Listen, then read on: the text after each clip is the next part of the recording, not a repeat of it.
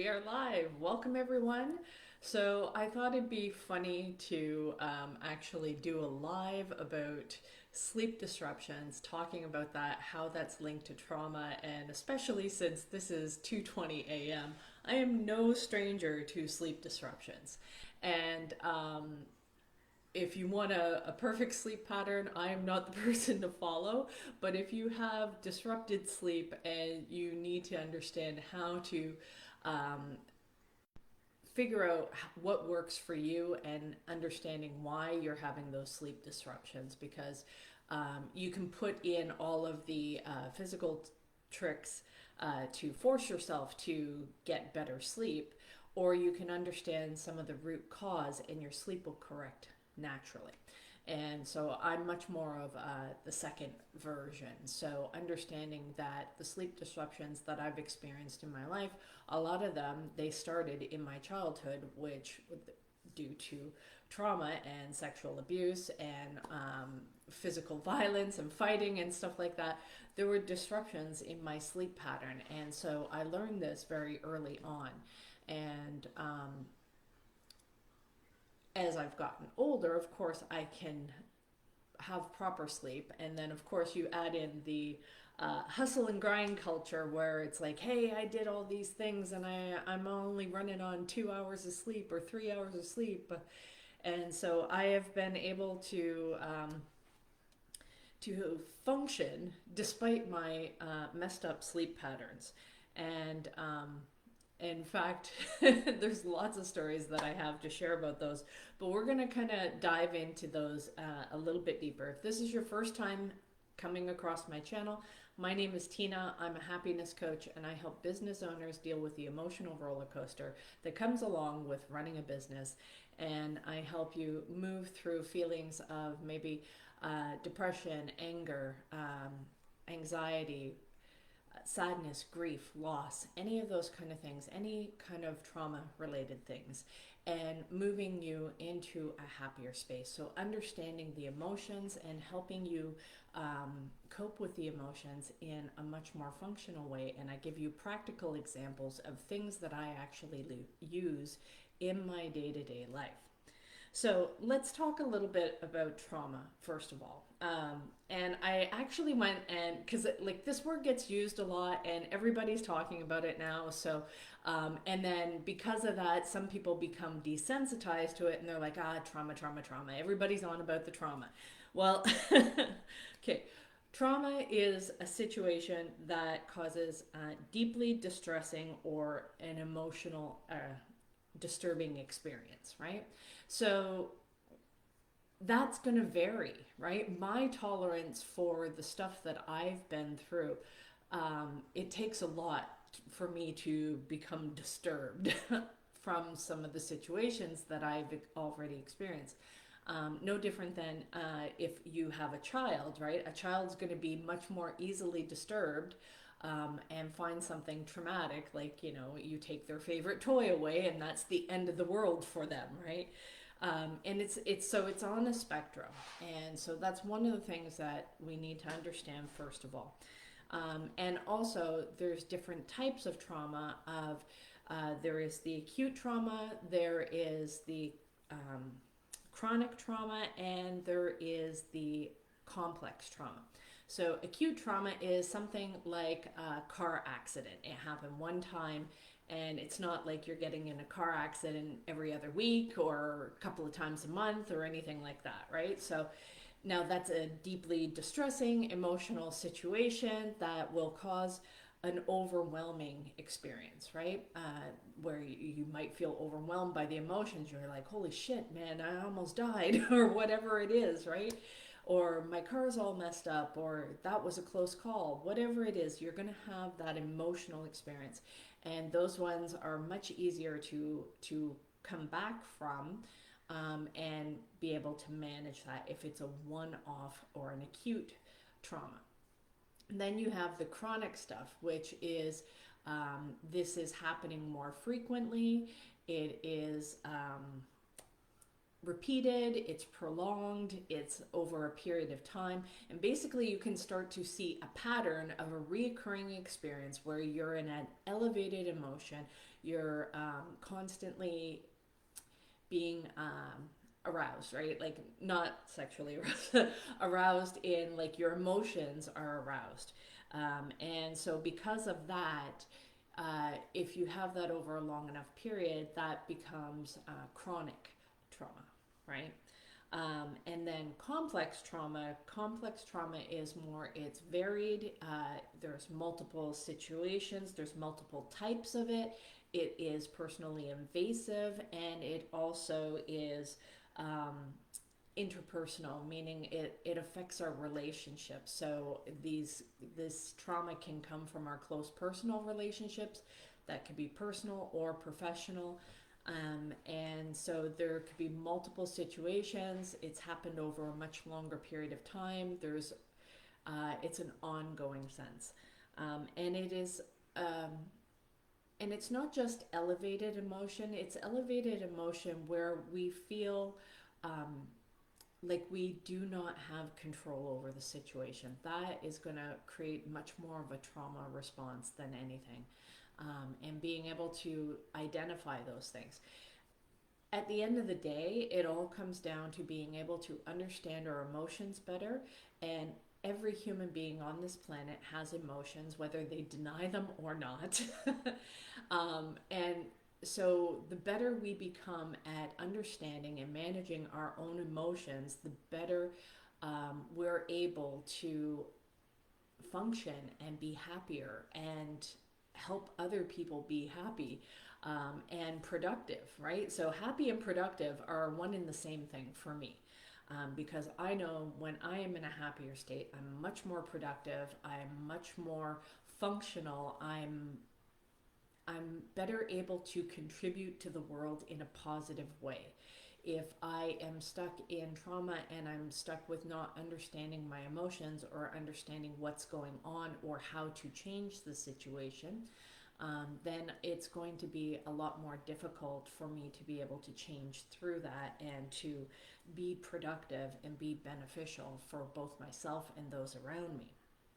So, um, so as you're going through, now, oftentimes it's a little bit of a chicken and the egg kind of situation with sleep, right? Because if you don't get enough sleep, then that means you tend to be a lot more susceptible to your emotions, and it lowers your threshold of being able to control and mitigate your own emotions and be able to have better thinking processes and understanding of what's going on around us.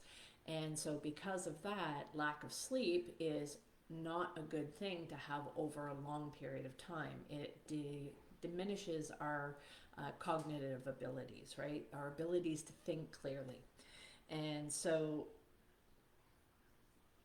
when we are looking at ongoing sleep deprivation, then that is something that obviously try to get additional support, professional help to be able to help change those sleep patterns. And you may need certain things of understanding why you're not getting enough sleep. And then sometimes we have to just function with that anyway. Ask any new parent how their sleep was before they had the baby and then after they had the baby. I can promise you, if parents can function with very little sleep or disrupted sleep on an ongoing basis and still not lose it, then we can all learn to manage our emotions and be able to give ourselves what it is that we need. So now, there's been, as I've gone through my healing journey, there's been times where I've slept not enough, and then there's been times where I've slept too much.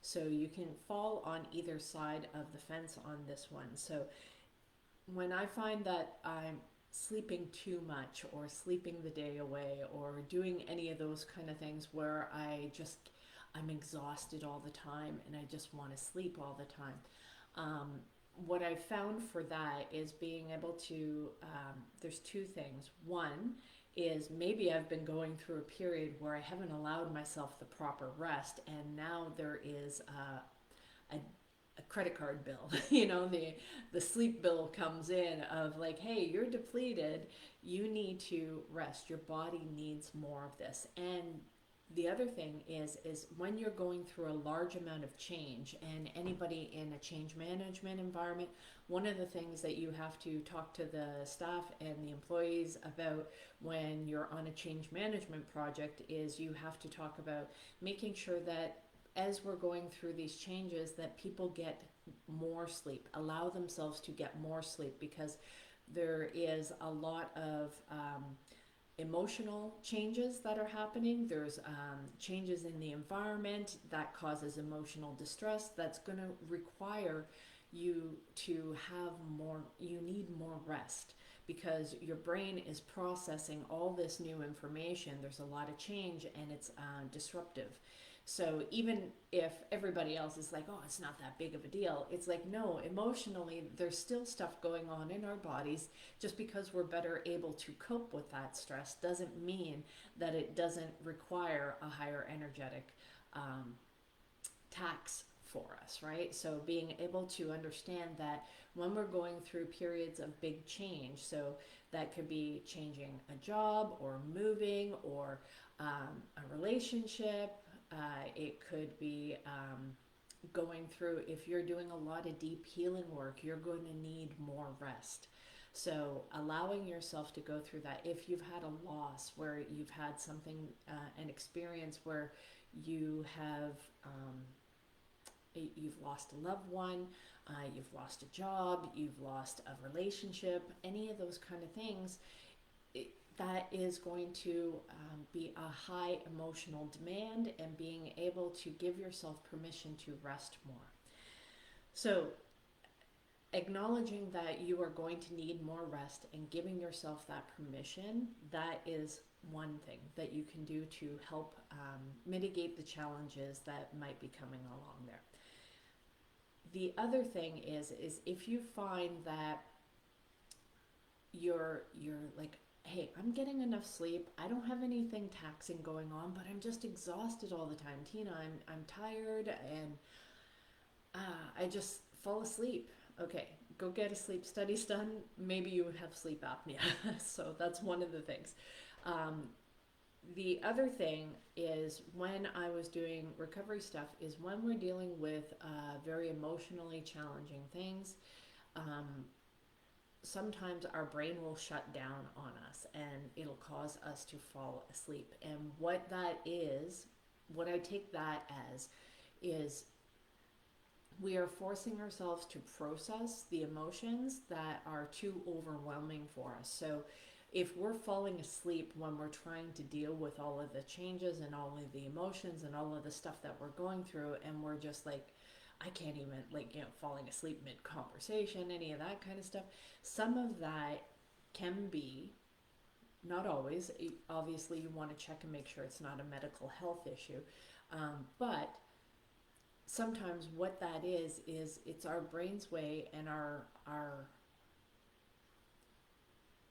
emotional ability is shutting down to say, I can't cope with this right now. So giving ourselves a break and not pushing ourselves in that particular time to understand that it's like, what am I avoiding? So sometimes sleeping too much is a way of avoiding the emotions that we're not ready to deal with. And what that is signaling is, if you are in that, you do not have a safe enough place to feel those emotions, to process those emotions. You don't understand the process, so it becomes too scary, becomes too overwhelming.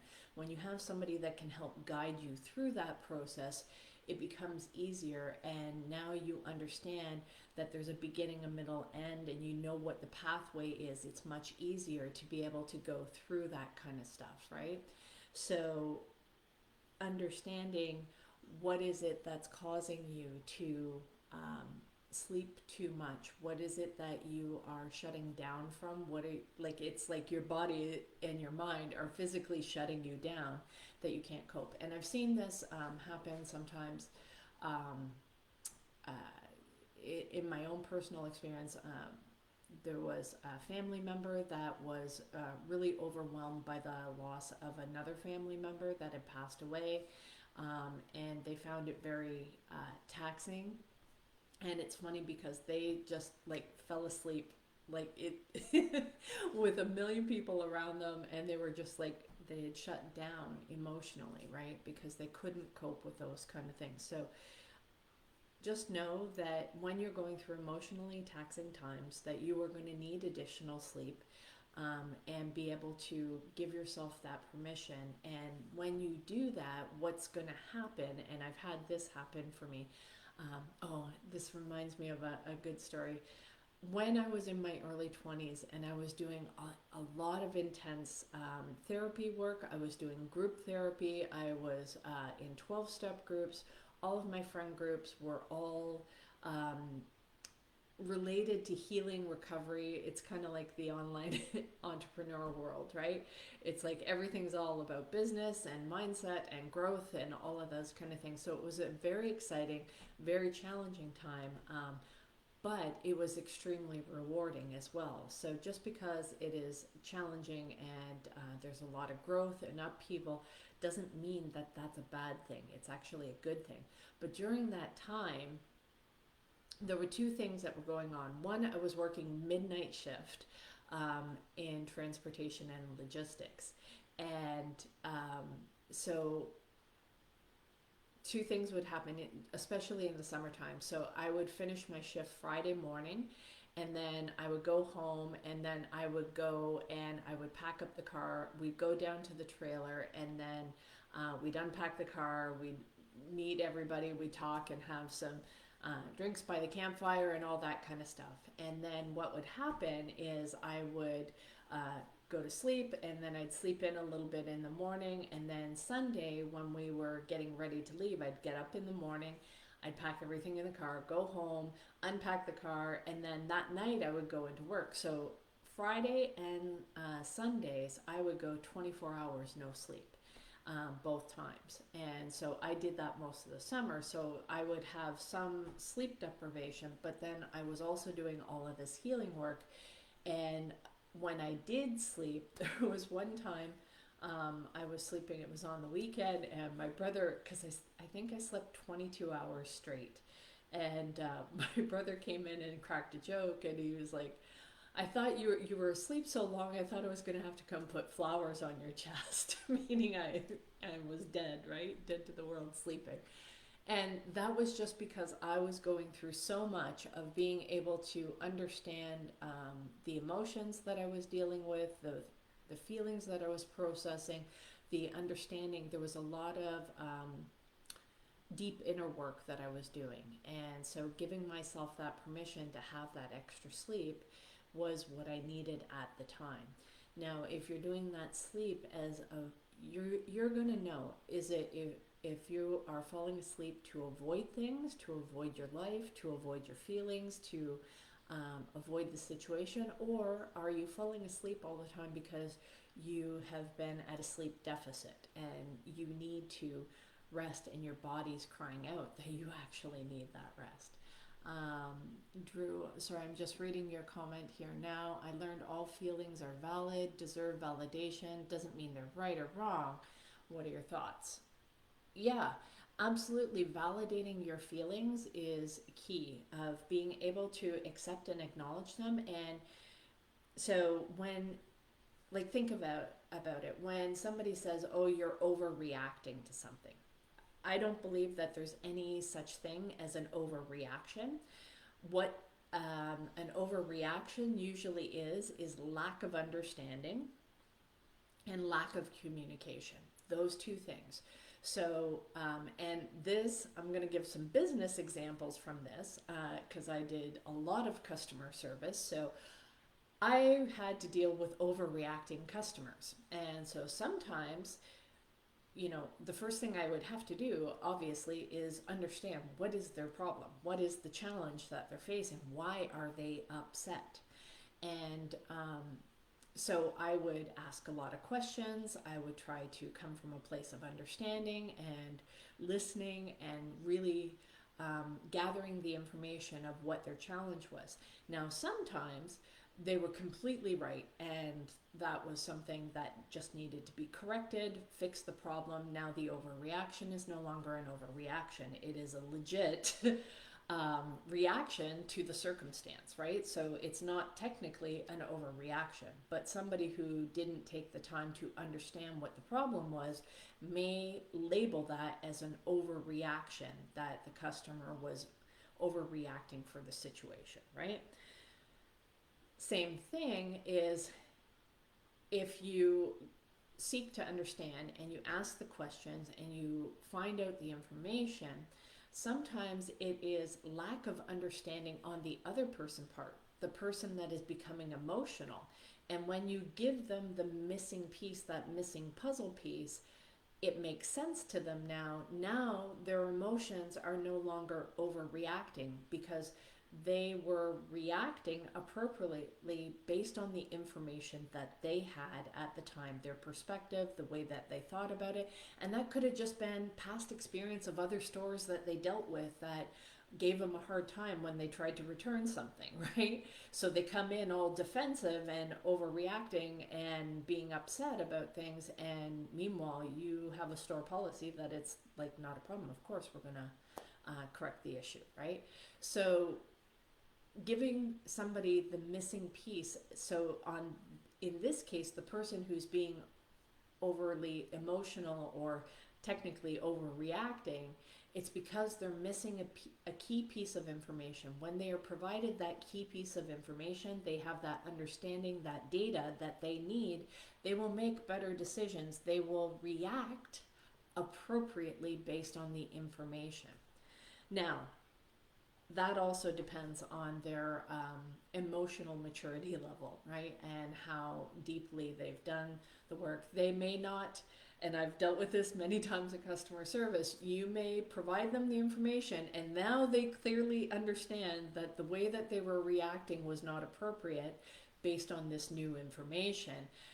They probably will still not admit that they were wrong, because from their perspective, they didn't know that piece of information. So they are still valid in how they felt based on the information they had at the time.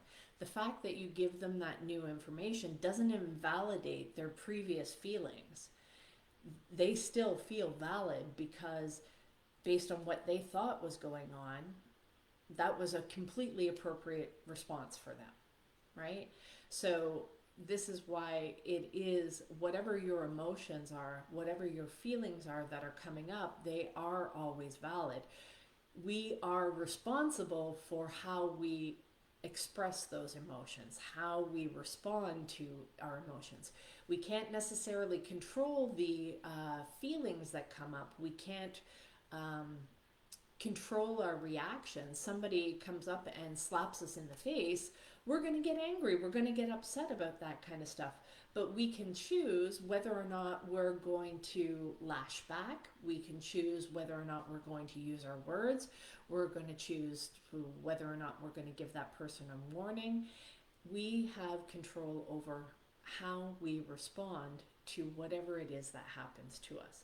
And that can be really challenging to deal with that, especially if we haven't done the emotional work required to understand why our emotions feel that way, why we think a certain way, and is that beneficial for us. And so when we do the work to understand where our emotions are coming from, and giving ourselves that same understanding and compassion and communicating with ourselves of understanding, well, why am I feeling this way? Why am I agitated? Why am I upset? What is going on here? And really digging in and doing that inner work ourselves. When we do that ourselves, we are better able to understand when somebody else is overreacting, and we can be calm in that situation. We can be that voice of reason, just like the customer who doesn't understand the company policy, but we do, and we know how to fix the problem. Now, if we don't know how to fix the problem, that could cause an emotional reaction within us, And then we end up having some power struggles and power dynamics that start to come into play. And then you have two people that are reacting out of a fear-based energy rather than a love-based energy, which is much more everything is either a cry for or an expression of love.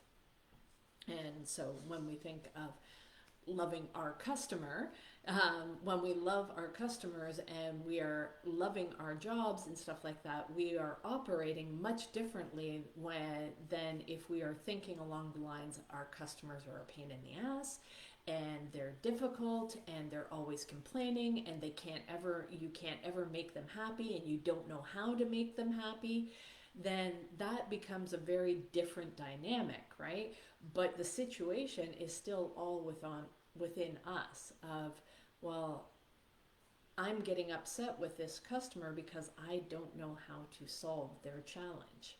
That's a very different perspective.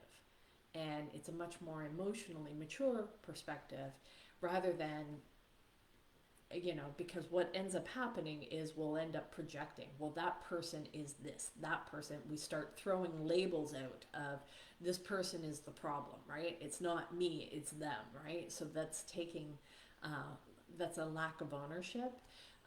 And I know that is super challenging.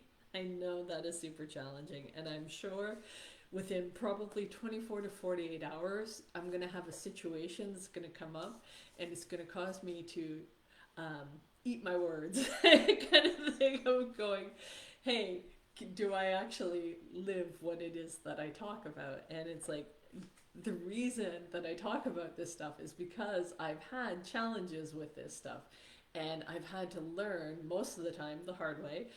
That's my preferred method because I pay attention better when it's hard.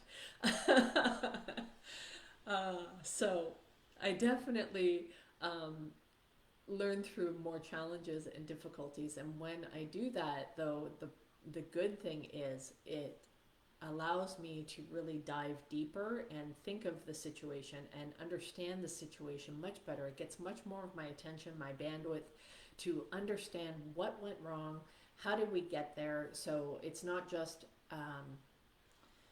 looking at the other person, it's looking at the entire situation. How did I contribute to it? How did they contribute to it? What would I have done differently? How could I change this? How could I improve this? And it's always coming from a solution perspective rather than this is a problem and we can't fix it, right? Yes, I am most definitely, most fluent in Japanese. Clearly I am. Welcome to the channel, H. Holy. That is best. What are my pronouns? I am a she. But thank you for the completely irrelevant questions. It definitely lightened the mood. I appreciate that. So, guys, so that is what will happen with the sleep issues. If you're getting too much, it's oftentimes you need to look, you're getting too much sleep because you're shutting down, you're not able to look at what is causing the emotions that are exhausting you, right? And when you start to understand and do that emotional work, you are going to free up a lot of energy, right? Because avoiding emotions takes a great deal of energy, and to be able to suppress that, it takes a lot of energy. So if you're not getting enough sleep, that is much more on the anxiety side. So too much sleep is like, that's more on the depression side, that's avoidance, that's usually tied to anger. Depression, for me, I always find that when I'm in that depressed mode, it is anger that I have turned inward on myself rather than expressing how it is that I feel. So the depression in itself comes from depressing the emotions that I don't want to feel. And most of the time for me, that is anger, right? So I don't like being angry. I don't like lashing out. And because of all the trauma I experienced, I went the opposite way of trying desperately not to be like the abusers that have been in my life. So that is too much sleep. Too little sleep is anxiety, and it's being anxious about the future, uncertain about things. So creating safety for ourselves is the route to be able to solve that challenge and be able to help ourselves through that. So understanding, well, what is it that if think of yourself in this case like being a little child, right? Of what would I do to comfort a child that was feeling upset or insecure? Or maybe it's not a child, maybe it's your best friend, or maybe it's your spouse, or maybe it's your family member, whatever it is. How would you comfort somebody you love that was feeling the same situation, that same challenge? And so sometimes a lot of that just comes from uncertainty, lack of knowing, lack of information. So when we get the information that we need and we have the understanding of what the process is, of what the steps are, um,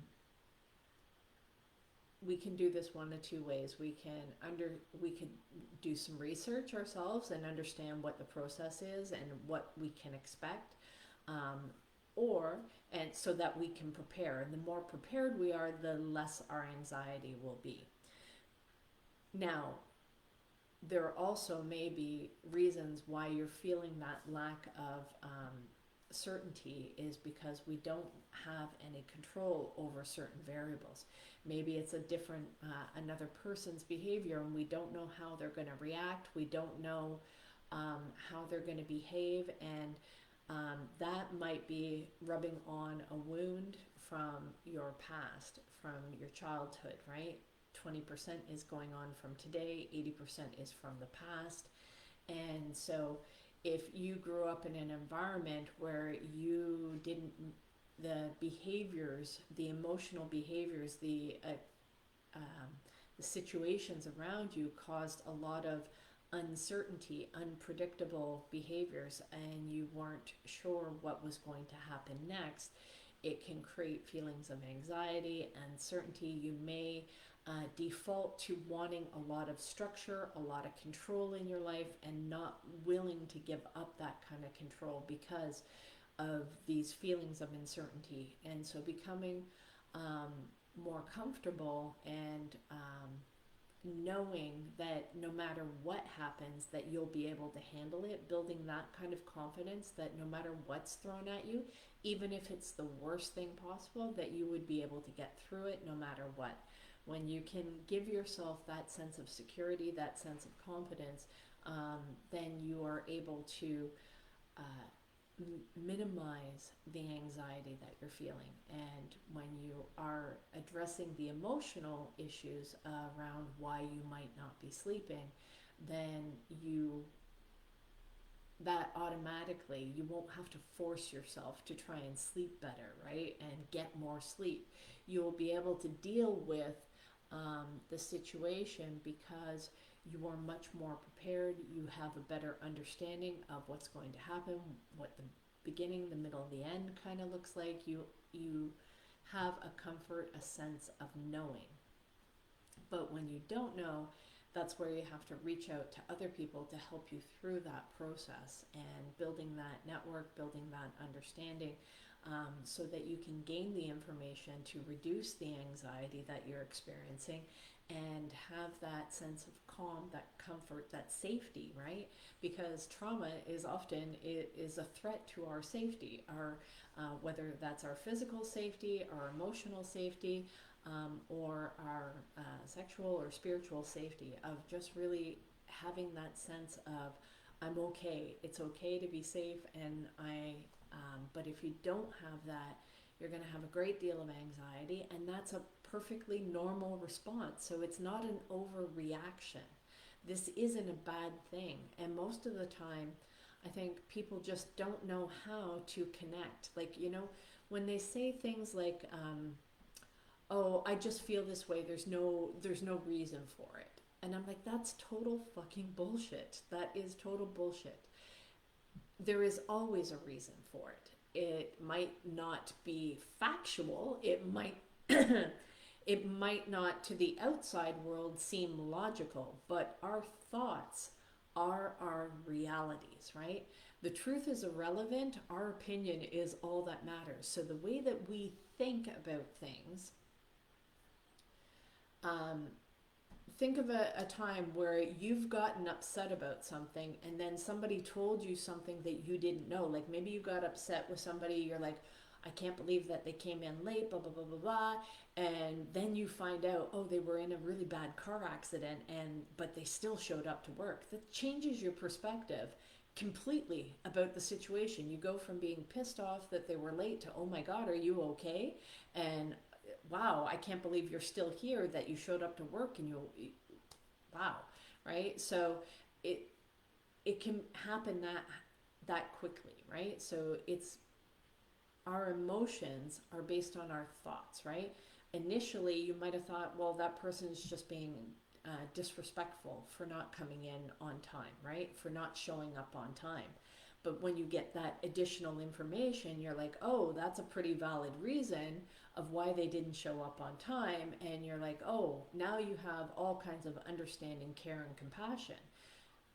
When we can go from that perspective, that understanding, care, and compassion, then we can, maybe though, you find out it's like, nah, they just, you know, weren't paying attention, they slept in, whatever, and maybe you find that inexcusable, but still at the same time that person, you, it's still a lack of understanding, even if you find that inexcusable, right? That it caused a big problem, right? And usually if we find it inexcusable, it is a fear-based reaction within ourselves that it's like, oh, okay, if I allow this person to continue to come in late, then my team's going to be upset. It's going to cause all these problems, blah, blah, blah. And yes, you have businesses to run and you have decisions to make around that. You have every right to uphold those kind of things.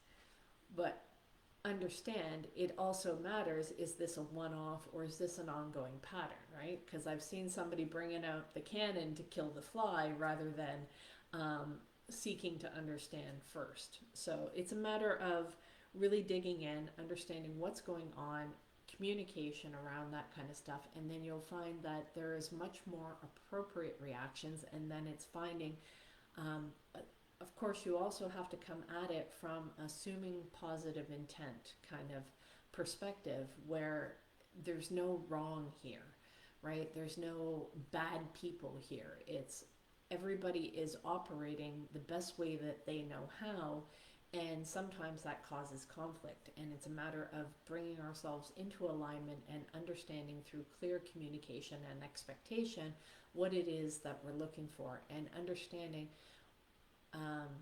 that people's previous situations may be causing the negative behaviors, right? Um, and so they may also react when you try to confront them with the facts and the truth and stuff like that. So they may have different reactions, but again, that is mostly based on their past experience, right? Maybe when they were told something that was negative or given feedback or direction, that they automatically get defensive because that's a fear reaction. It's like, oh, I'm going to get beat up here now, right? So defensiveness is they're afraid. That's a fear reaction, right? So fight or flight, right? So they get in defensive mode because it's like, oh, you're going to hurt me. When they see that through your demonstration that you're not here to hurt them, you're here to help them, and you do that consistently enough, their behavior is going to fall in line with your behavior because it's now not a punishment. They can see a benefit to it, they can see a reward, they can also see that you're flexible, that you're understanding. You still have some structure as well, but you're flexible in understanding. It's like, oh, you had a car accident, my God, and you still showed up for work. When people understand that you actually care, they're going to go above and beyond for you, and that's a normal thing. So I know that kind of went way off. So that is the sleep pattern. So if you're finding anxiety is causing you to sleep less, then know that there's some emotional work that needs to be done. So I find that if I'm having challenges, then writing down, journaling, understanding where the thought process, I don't have to write down as much as I used to. And so I process a lot of this mentally now, and I work through that of understanding. It's still really understanding where's this emotion coming from, what are my thought processes around that emotion, what are my beliefs around that, and is that, now that I have that and I understand what's going on, now I can compare that to, is that factually true? If it is, yes. I try to always drill things down to a much more binary decision. It's kind of like a Visio flow chart, right? Um, is if yes, then do this. If no, then do this, right? Kind of thing. So really drilling it down and figuring out what's going on, why am I feeling that way, and validating that, oh, based on the thought process and beliefs that I had, then my feelings are valid of why I should be anxious if that were true.